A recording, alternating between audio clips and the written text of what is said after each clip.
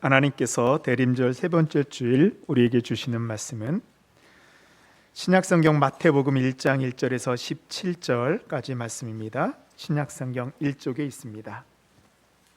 아브라함과 다윗의 자손 예수 그리스도의 계보라. 아브라함이 이삭을 낳고 이삭은 야곱을 낳고 야곱은 유다와 그의 형제들을 낳고 유다는 다말에게서 베레스와 세라를 낳고 베레스는 헤스론을 낳고 헤스론은 람을 낳고 람은 아비나답을 낳고 아비나답은 나손을 낳고 나손은 살몬을 낳고 살몬은 라합에게서 보아스를 낳고 보아스는 룻에게서 오벳을 낳고 오벳은 이셋을 낳고 이셋은 다윗 왕을 낳으니라. 다윗은 우리아의 아내에게서 솔로몬을 낳고 솔로몬은 르호보암을 낳고 르호보암은 아비야를 낳고 아비야는 아사를 낳고 아사는 여호사밧을 낳고 여호사밧은 요람을 낳고 요람은 우시야를 낳고 우시야는 요담을 낳고 요담은 아하스를 낳고 아하스는 히스기야를 낳고 히스기야는 므낫세를 낳고 므낫세는 아몬을 낳고 아몬은 요시야를 낳고 바벨론으로 사로잡혀 갈 때 요시야는 여고냐와 그의 형제들을 낳으니라. 바벨론으로 사로잡혀 간 후에 여고냐는 스알디엘을 낳고 스알디엘은 수룹바벨을 낳고 수룹바벨은 아비웃을 낳고 아비웃은 엘리야김을 낳고 엘리야김은 아소르를 낳고 아소르는 사독을 낳고 사독은 아킴을 낳고 아킴은 엘리웃을 낳고 엘리웃은 엘르아사를 낳고 엘르아사는 mat단을 낳고 mat단은 야곱을 낳고 야곱은 마리아 남편 요셉을 낳았으니 마리아에게서 그리스도라 칭하는 예수가 나시니라. 그런즉 모든 대수가 아브라함부터 다윗까지 14대요 다윗부터 바벨론으로 사로잡혀 갈 때까지 14대요 바벨론으로 사로잡혀 간 후부터 그리스도까지 14대더라. 아멘. 이것은 하나님의 말씀입니다. 우리 도서관에 가면 책이 많이 있죠. 그래서 재미있는 책도 있고 재미없는 책도 있습니다. 재미가 없다고 해서 덜 중요한 책은 아닙니다. 모두 각자의 그런 목적들이 있습니다. 이 성경도요, 책이기 때문에 재미있는 부분이 있고 재미없는 부분도 있습니다. 그럼 재미없는 부분 중에서 가장 재미없는 부분을 고르라고 하면 어디일까요? 그렇죠. 바로 오늘 우리가 읽은 마태복음 1장에 사람들의 이름을 기록한 족보일 것입니다. 책을 지은 저자들은요, 가장 중요한 내용을 보통 책의 첫 부분에 기록을 합니다. 그런데 이렇게 재미없는 이야기를 왜 처음에 기록했을까? 우리가 궁금하지 않으시나요? 제가 태어나서 처음 성경을 접한 것이 이 기드온 협회가 나눠주는 신학성경과 시편, 이 작은 소책자입니다. 하늘색 표지가 된 것 여러분 기억하시죠? 옛날에 학교 앞에서 나눠주고 했었는데요. 예전에 그것을 받아서 제가 딱 마태복음 1장을 읽다가 그만 덮어버렸습니다. 왜요? 모르는 이름이 다 나와 있는 거예요. 저와 비슷한 경험하신 분도 계실 것입니다.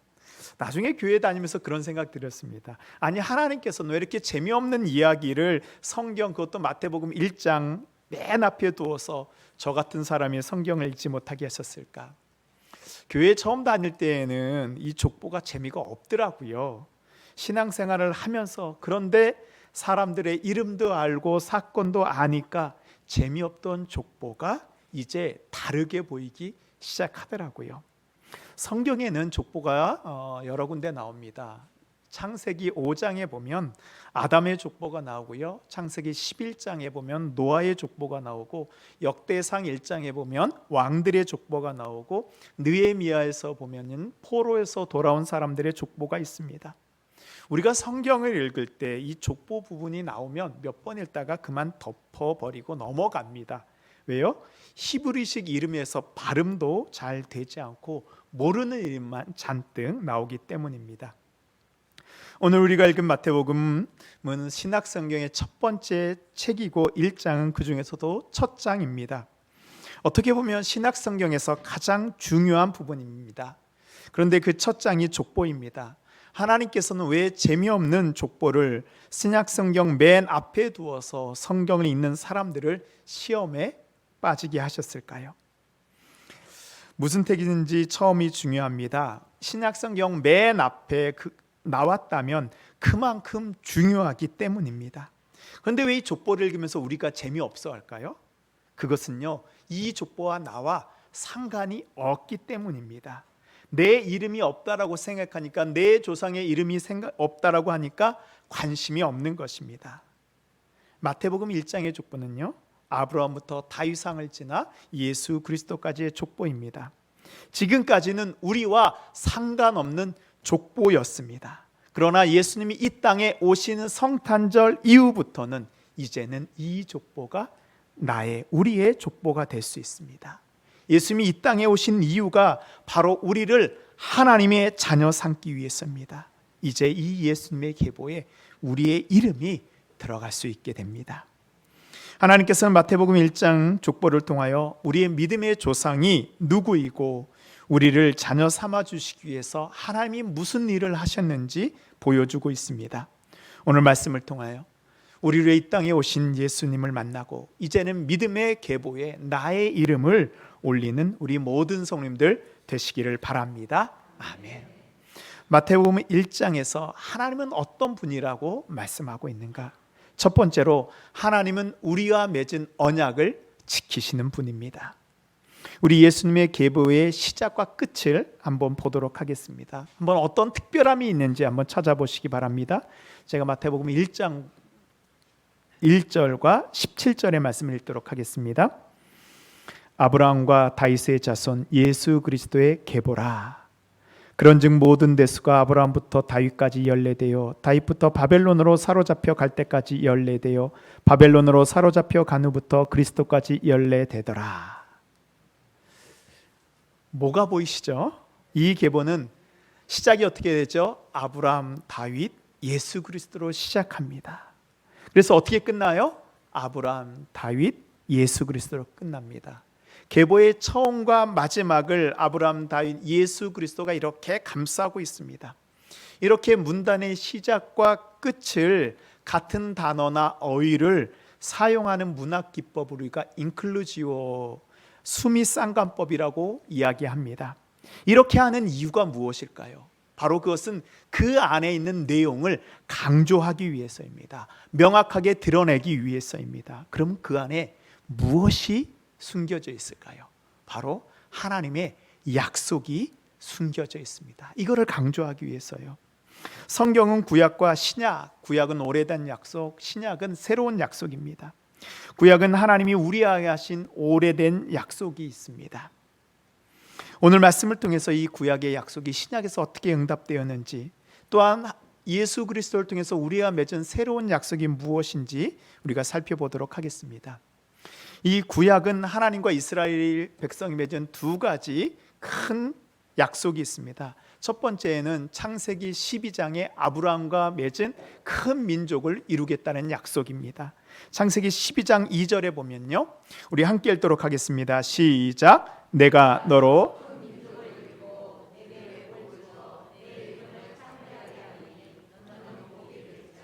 아멘. 하나님께서는 아브라함 자손을 해서 큰 민족을 이루고 복이 되게 하겠다라고 말씀하셨습니다. 이것은 큰 민족을 이룰 정도로 많은 자손을 주고 세상의 기준으로 한다면 한 나라를 만들어 주겠다라는 것입니다. 그리고 이것은 어떻게 응답됐어요? 출애굽기에 보면 모세가 백성들이 이끌어 나올 때 어느 정도였어요? 수많은 백성들을 이끌고 가나안 땅에 들어가면서 성취되었습니다. 두 번째로는요, 역대상 17장에 있는 다윗 언약입니다. 역대상 17장에 보면요, 내가 영원히 그를 내 집과 내 나라에 세우르니 그의 왕위가 영원히 경고하리라 하셨더라.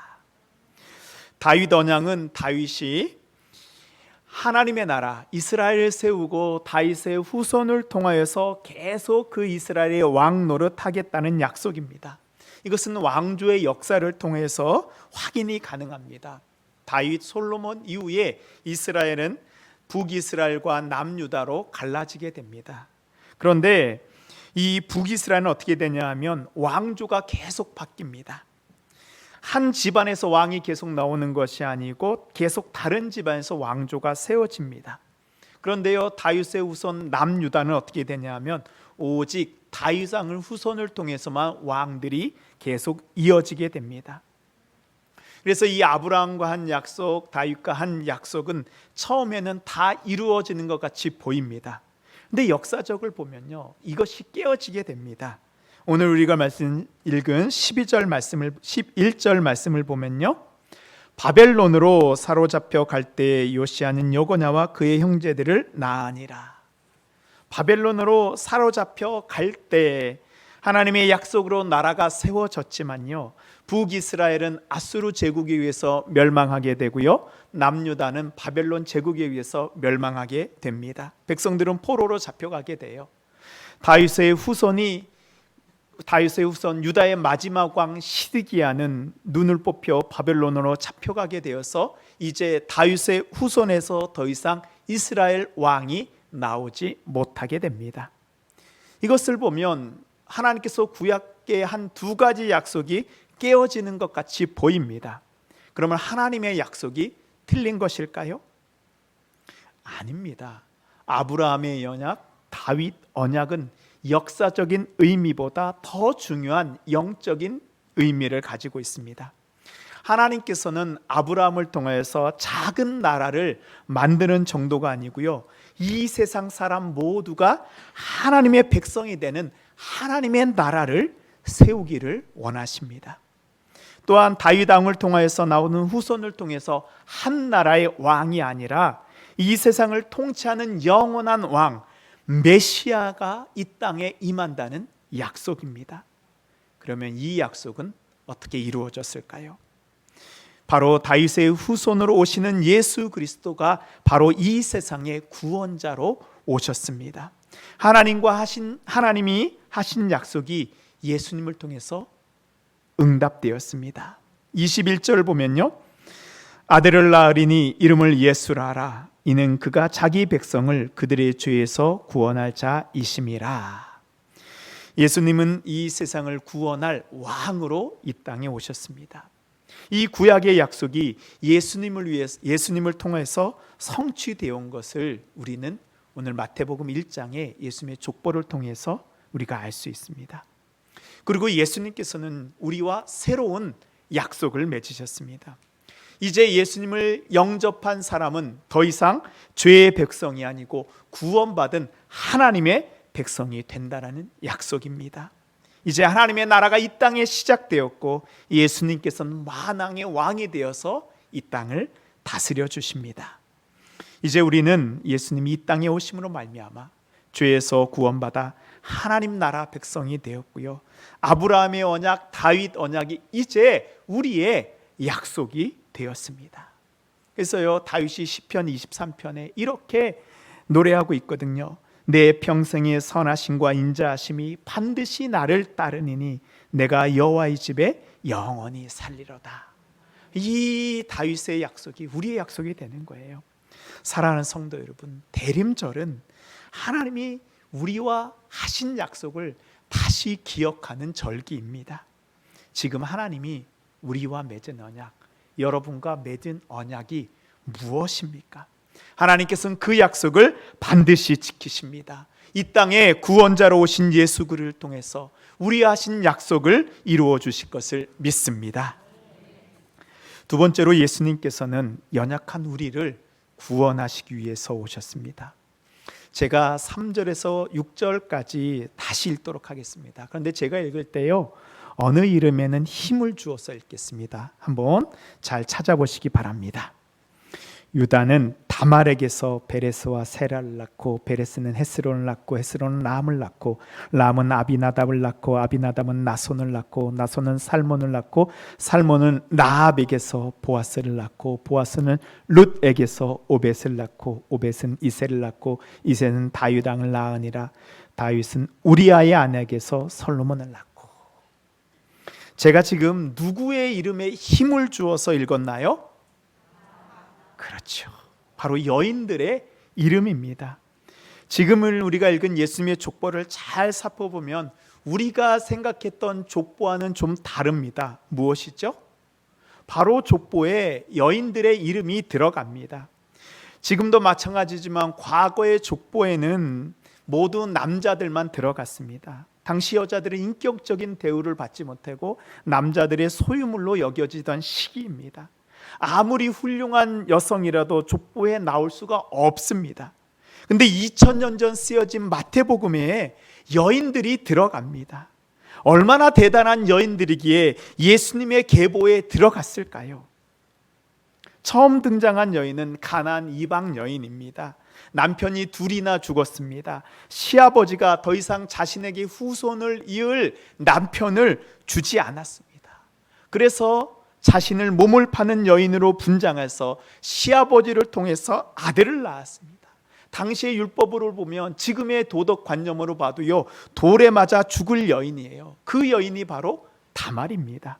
두 번째는 여리고 여인인데요, 여관을 운영하고 있을 때 자신의 나라를 정탐하러 온 이스라엘 정탐꾼들을 숨겨주고 도망치게 하였습니다.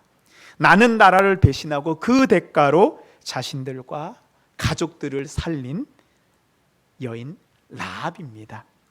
세 번째로는 모압 여인입니다. 남편이 죽고 과부가 되어서 베들레헴으로 돌아 시어머니를 따라 함께 살다가 보아스와 재혼한 룻입니다. 네 번째로는요, 헷 족속으로 남편이 전쟁에 나간 사이에 다윗 왕과 통음하고 아들을 낳은 헷 족속 우리아의 아내 밧세바입니다. 율법을 중시 여기는 유대인들에게 이런 여인이 등장하는 족보는 큰 충격이었습니다. 4명 모두 이방 여인입니다. 재혼 3원도 하였습니다. 자신의 나라를 버렸습니다. 이런 여인들이 아브라함의 족보, 다윗 왕의 족보, 예수님의 족보에 이름을 올리고 있습니다. 왜 이들이 예수님의 족보에 들어갔을까요? 그럼 그것은 바로 예수님이 이 여인처럼 한 많고 의지할 곳 없는, 이름조차 말할 수 없는 연약한 사람들을 구원하여 주시기 위해 이 땅에 오셨다는 증거입니다. 예수님이 이 세상에서 소외되고 버림받은 사람들을 위해서 오셨습니다. 어느 날 예수님께서요, 성전에서 가르치고 있는데 한 무리의 사람들이 가늠하다 현장에서 붙잡힌 여인을 데리고 옵니다. 근데 우리는 이 표현을 보면서 가늠하였다라고 표현하지만요, 아마 당시의 상황은 이 여인이 어쩔 수 없어서 먹기 살기 위해서 아마 몸을 팔았을 것이라고 보는 것이 더 정확합니다. 율법대로 한다면 돌에 쳐 죽여야 됩니다. 사람들은 예수님에게 이 여인을 돌로 치라라고 합니다. 근데 예수님이 이 여인을 돌로 치면 사랑이 없다라고 비난하고 살려주라고 하면 율법을 어겼다고 고소하려고 합니다. 그때 예수님께서 죄 없는 자가 돌로 치라. 주변에 있던 사람들이 돌을 내려놓고 슬금슬금 사라졌습니다. 예수님께서는 나도 너를 정죄하지 않으니 하면서 여인을 용서해 주셨습니다. 이것이 바로 예수님이 이 땅을 구원하러 오신 마음입니다. 예수님은 연약하여서 죄를 짓고 낙심하여 절망한 인생 같은 우리를 포기하지 않으시고 구원하시기 위해서 이 땅에 오셨습니다. 우리를 향한 예수님의 마음을 사도 바울은 이렇게 이야기합니다. 로마서 8장에 보면요, 높음이나 깊음이나 다른 어떤 피조물이라도 우리를 우리 주 예수 그리스도 안에 있는 하나님의 사랑에서 끊을 수 없느니라. 근데 생각해 보면요, 놀랍지 않으세요? 이 족보에 등장하는 여인들을 통하여서 누가 이 땅에 오셨어요? 예수님이 이 땅에 오셨어요. 사람들이 손가락질하며 비난하는 이 여인들이 없었다면 예수님이 이 땅에 오실 수 없었습니다. 이 여인들이 공통점이 있어요. 바로 나에게 주신 기업을 끝까지 지켜야 되겠다는 마음을 가진 사람입니다. 이 고대의 기업은 두 가지입니다. 하나는 땅이고 하나는 자손입니다. 근데 땅보다 중요한 것이 바로 자손이에요. 자손이 있어야 땅을 기업으로 이어갈 수 있기 때문입니다. 이 여인들은 어떠한 고난이 있어도 후손을 이어갔다는 그 간절한 마음을 가졌습니다. 여기서 후손은 단순히 아들만 이야기하는 것이 아닙니다. 하나님이 약속으로 주는 후손을 내가 낳겠다라는 믿음입니다. 하나님의 계보를 이어가겠다는 신앙의 결단입니다. 이방인이지만요, 하나님께 받은 약속이 있어요. 하나님이 나의 하나님 되어주시겠다. 루시 시어머니 나오미를 따라갈 때 뭐라고 고백하나요? 어머니의 하나님이 나의 하나님이 되겠습니다. 하나님이 나의 기업 되어주시겠습니다. 이 약속을 기업으로 받기 위해서 어떠한 순환도 고난도 마다하지 않습니다. 부끄러움까지도 사람들의 손가락질까지도 받아보며 하나님의 약속을 붙잡고 매달렸습니다. 그리고 마침내 자신들의 후손을 통하여 하나님의 기업을 세우고 하나님의 약속의 후손을 이어가 예수님이 이 땅에 오실 수 있었습니다. 지금 우리에게도요, 이 네 여인과 같은 간절함이 있어야 됩니다. 내가 받은 하나님의 약속이 나를 통해서 이루어지고 하나님의 기업을 세우기 위해서 어떠한 수고도 내가 달게 받겠다는 헌신의 결단이 있을 때 하나님의 약속이 우리를 통해서 이루어질 수 있습니다. 신앙생활하면서 조금 힘들고 어렵다고 그 자리에 멈춰 있는 분들이 있습니다. 이제 결단하십시오. 하나님, 나를 통하여서 믿음의 계보를 이어가겠습니다. 우리가 믿음으로 결단하고 나아갈 때 하나님께서 우리와 함께 하시고 약속이 성취될 것을 믿습니다. 아멘. 사랑하는 성도 여러분, 지금 어떠한 상황 가운데 있더라도 흔들리지 마십시오. 끝까지 하나님이 주신 기업을 하나님 내가 이어가겠습니다. 바로 그때 우리를 통하여 하나님의 약속이 이루어지고 우리의 이생을 통하여 우리의 기업이, 우리의 자녀와 우리의 자손이 바로 예수 그리스도의 계보에 들어가는 은혜가 우리에게 임할 것을 믿습니다. 하나님이 주신 기업을 이어가기 위해 헌신한 여인들을 통하여 예수님이 이 땅에 오실 수 있었습니다. 그리고 하나님의 약속이 우리에게 이루어졌습니다. 그럼 이것을 통하여서 우리에게 어떤 변화가 일어나게 될까요? 세 번째로, 우리는 하나님의 계보를 이어가는 새로운 피조물이 되었습니다. 예수님께서는 이 땅에 오셔서 우리를 새로운 피조물로 만들어 주셨습니다. 고린도후서 5장 17절에 보면요, 우리 함께 읽겠습니다. 그런즉 누구든지 그리스도 안에 있으면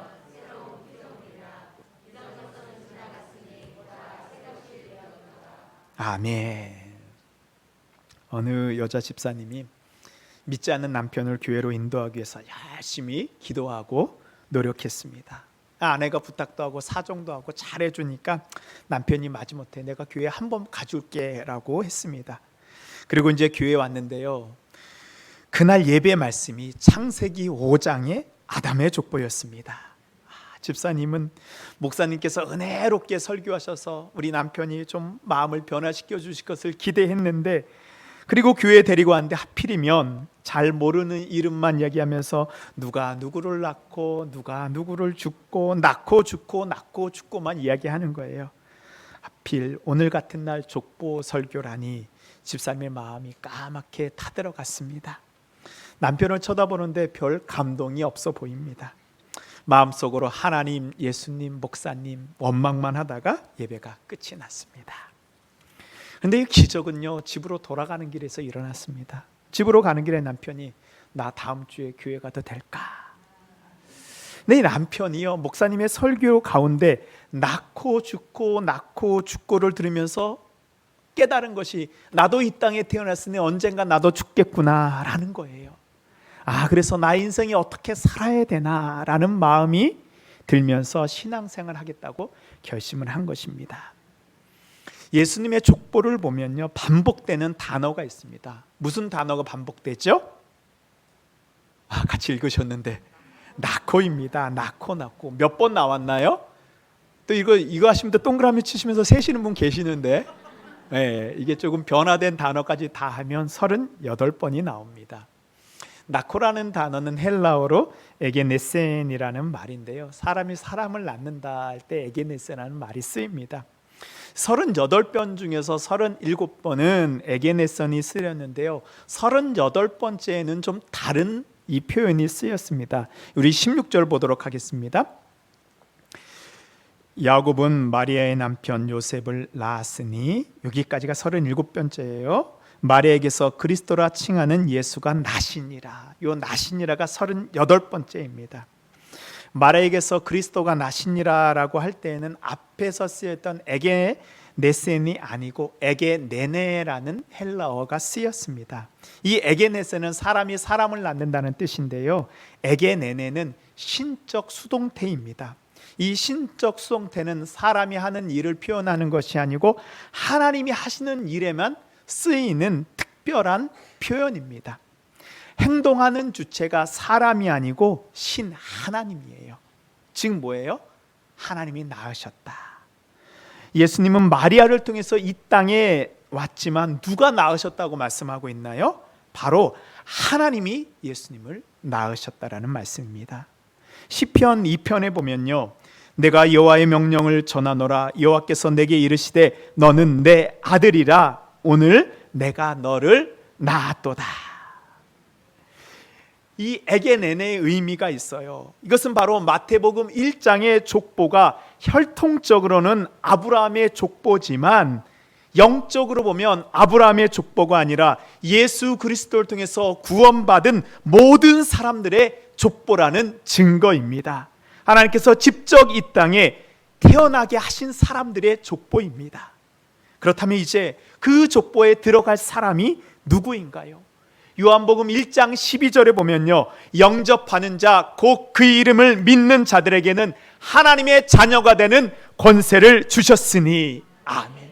바로 그렇습니다. 예수님을 구주로 영접한 우리는 이제 예수님의 계보에 들어간 사람입니다. 예수님의 인간의 족보에 이름을 올리는 순간 한낱 사람들의 이름에 나열이었던 이 족보가 생명의 족보로 변했습니다. 그리고 그 이름들은 하나님 나라의 백성이 되었습니다. 이제 마태복음 1장의 족보는요, 바로 누구의 족보예요? 우리의 족보입니다. 우리가 바로 이 족보의 마지막에 들어가는 사람입니다. 이것이 바로 마태복음 1장의 의미입니다. 마태복음 1장의 족보에는 없는 단어가 있습니다. 다른 족보는 창세기 5장은요, 낳고 살고 죽고 낳고 살고 죽고로 이어집니다. 근데 예수님의 족보는 어떻게 이어지죠? 낳고로 이어집니다. 죽고가 없습니다. 그 의미가 있습니다. 첫사람 아담은 죄로 인해 죽었습니다. 아담의 후손인 우리도 죄로 인해 죽을 수밖에 없는 운명입니다. 그러나 예수님께서 이 땅에 오셔서 우리를 대신하여 십자가에 죽으심으로 사망에서 생명으로 우리를 구원해 주셨습니다. 로마서 5장 21절에 이렇게 말씀하고 있습니다. 이는 죄가 사망 안에서 왕노릇한 것 같이 은혜도 또한 의로 말미암아 왕노릇하여 우리 주 예수 그리스도로 말미암아 영생에 이르게 하려 함이라. 우리는 예수님을 만나 죽음에서 해방되었습니다. 더 이상 사망이 우리의 왕노릇하지 못합니다. 우리는 예수님으로 인해 거듭난 존재, 다시 태어난 존재입니다. 에게네네로 태어난 존재입니다. 그 하나님의 약속이 여기 있습니다. 요한일서 2장에 보면요, 그가 우리에게 약속하신 것이 이것이니 곧 영원한 생명이니라. 마태복음 1장의 족보는요, 영원한 생명의 족보입니다. 이제 우리는 하나님이 약속하신 영원한 생명을 가신 하나님의 자녀가 되었습니다. 예수님을 영접한 우리는 예수님의 족보에 들어가는 새로운 피조물, 새로운 사람 되었습니다. 예수님으로 말미암아 우리는 새롭게 창조되었습니다. 이 약속의 보증이 바로 예수 그리스도입니다. 예수님은 우리와 같은 육신을 입고 우리의 삶 속으로 들어오셔서 우리와 함께 거하고 계십니다. 마태복음 1장에 나오는 다말, 룻, 라합, 우리아의 아내는 이방인이고 버려진 사람이었습니다. 그러나 그들이 예수님의 족보에 들어오자 이제 더 이상 그들의 혈통이나 그들이 과거에 어떻게 살았는지는 문제가 되지 않고 모두가 하나님의 자녀가 되었습니다. 사랑하는 성도 여러분, 우리가 누구인지 과거에 어떻게 살았는지 상관없습니다. 죄와 사망과 어두움이 우리를 묶어둘 수 없습니다. 우리는 새롭게 창조된, 새롭게 태어난 하나님의 자녀입니다. 예수 그리스도가 이 땅에 오시어 이제 새로운 삶을 사는, 주님이 임하심으로 하나님의 자녀의 삶을 사는 우리 모든 성도님들 되시기를 바랍니다. 이제는 어두운 이 세상을 구원하시기 위하여 빛으로 오신 예수 그리스도의 크신 은혜와 우리를 위한 구원의 약속을 세우시고 지키시는 아버지 하나님의 극진하신 사랑하심과 이 땅에서 새로운 피조물로 살아갈 수 있도록 힘과 능력 주시는 성령님의 교통교제 역사 인도하심이 예수 그리스도의 구원의 계보에 들어가 새로운 삶을 살기 원하는 주님의 모든 백성들의 머리 위에, 주님이 주신 가정과 자녀와 자손들 머리 위에, 주님이 복을 허락하여 주신 믿음의 기업과 일터와 학업 위에, 주님의 몸된 동신교회 위에 이제부터 영원토록 함께 하시기를 간절히 축원하옵나이다. 아멘.